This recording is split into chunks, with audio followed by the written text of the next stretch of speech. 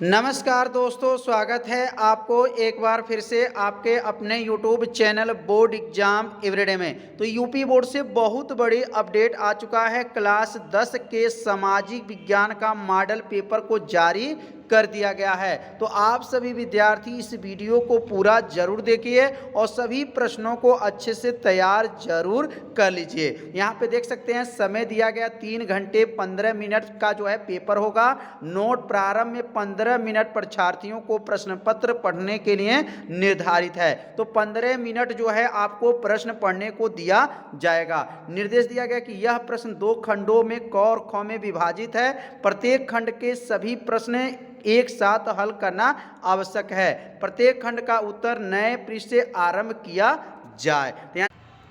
प्रत्येक प्रश्न के लिए निर्धारित अंक उसके सम्मुख अंकित है।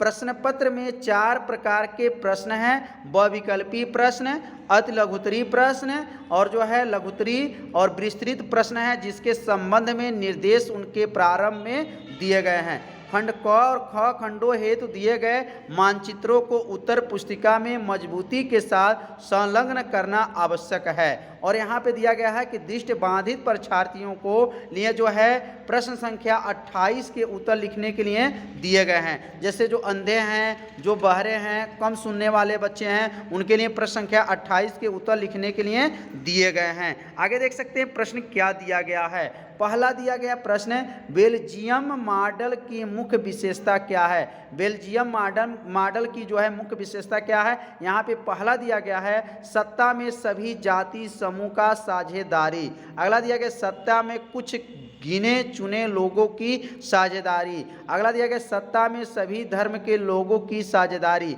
उपरोक्त में कोई नहीं। यहाँ 4 ऑप्शन दिया गया है। अगले भाग में इसका जो है पूरा हल करके वीडियो अपलोड किया जाएगा। इसमें केवल आपको प्रश्न के बारे में बताया जाएगा कि कौन कौन प्रश्न जो है 2022 के एग्जाम में आने वाले हैं। दूसरा प्रश्न है, महात्मा गांधी ने किस घटना के कारण असहयोग आंदोलन स्थगित कर दिया। रायल एक्ट है, जलियांवाला बाग हत्याकांड है, खिलाफत आंदोलन है, चौरी चौरा कांड है। अगला प्रश्न दिया गया 1861 में संयुक्त इटली का शासक कौन बना। जो यहाँ पे दिया गया 4 ऑप्शन दिया गया है। 4 ऑप्शन को देख लीजिए। इसमें बताना है कि 1861 ईस्वी में इटली का शासक कौन बना था। अगला प्रश्न दिया गया है, हिंद स्वराज नामक जो है पुस्तक की रचना किसकी थी। पंडित जवाहरलाल नेहरू का, रविंद्रनाथ टैगोर का, महात्मा गांधी का, बाल गंगाधर तिलक का। इसमें 4 ऑप्शन दिया गया है। इसमें से बताना है कि हिंद स्वराज नामक पुस्तक के जो है रचना किनकी थी। अगला प्रश्न देख सकते हैं, जर्मनी का एकीकरण किस युद्ध के बाद हुआ।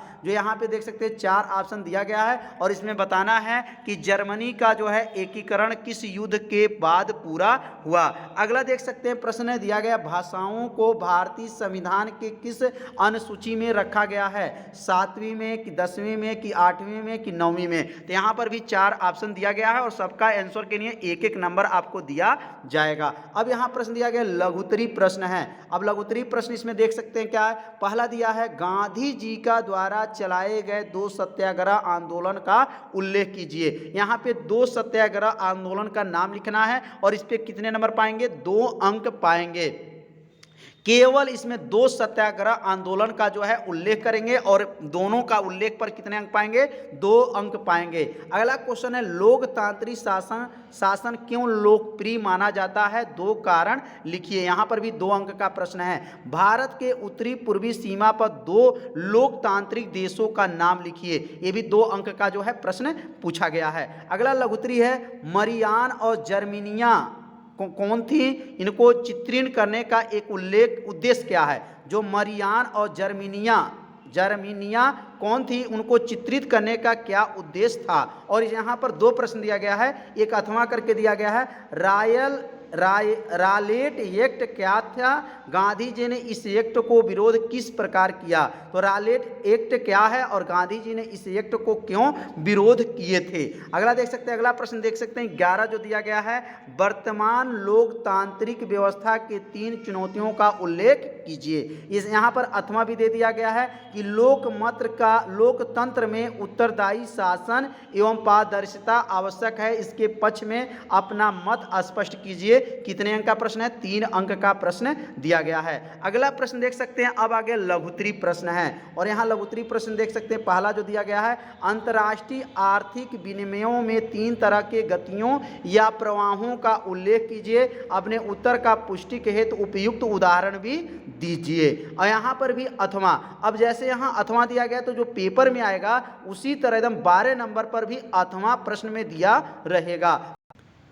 प्रथम विश्व युद्ध के बाद आई आर्थिक महामंदी का क्या कारण थी? किन्हीं 2 प्रभावों का उल्लेख कीजिए। तो यहाँ पर जो है प्रश्न नंबर 12 में भी देख सकते हैं 6 अंक का यह प्रश्न है और इसमें प्रश्न नंबर 12 में हमेशा जो है अथवा प्रश्न पूछा जाता है। तो 2 प्रश्न को यहाँ पे देख सकते हैं, 12 में 2 प्रश्न में से अथवा वाला में से दोनों में से कोई एक प्रश्न को आपको उत्तर देना है। अगला प्रश्न दिया गया 13 नंबर का प्रश्न दिया गया है, सत्ता की साझेदारी क्या अर्थ है? यह क्यों आवश्यक है? किन्हीं 2 कारणों का जो है उल्लेख करना है। अगला प्रश्न देख सकते हैं दिया गया, अगला प्रश्न दिया गया, संघवाद क्या क्या अर्थ है? संघीय प्रणाली किन्हीं 3 विशेषताओं का उल्लेख कीजिए और यहाँ पर टोटल जो है 6 अंक का यह प्रश्न दिया गया है। अब यहाँ पर मानचित्र का जो है संबंधी प्रश्न देख सकते हैं। लिखा गया यहाँ पर, निम्नलिखित स्थानों को भारत का रेखा मानचित्रों चिन्हों द्वारा सही दर्शाइए। सही नाम सही अंकन हेतु आधा मतलब 1/2 1/2 मतलब आपको कॉपी भी अपने 1/2 अंक पाएंगे लिखेंगे तो, और जो है और यहाँ पर मानचित्र में अगर लिखे दर्शाएंगे तो आपको आधा अंक मिलेगा। तो टोटल उस पर 1 नंबर का प्रश्न है जिसमें आधा नंबर जो है अपने कॉपी में लिखना रहता है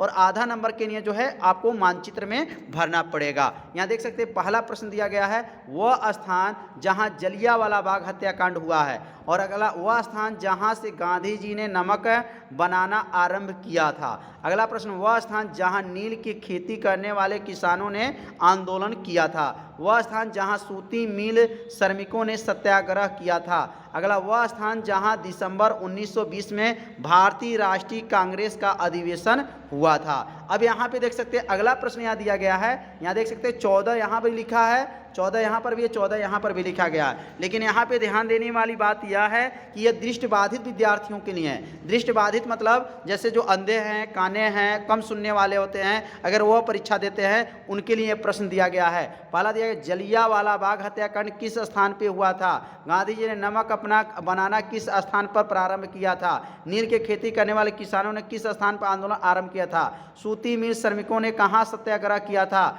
और दिसंबर 2020 में भारतीय राष्ट्रीय कांग्रेस का अधिवेशन किस स्थान पर हुआ था? तो यहाँ पे यह जो प्रश्न किनके लिए दिया गया है? दृष्टिबाधित के लिए जो विद्यार्थी होते हैं उनके लिए जो है प्रश्न दिया गया है। अब यहाँ पे आ गया खंड ख।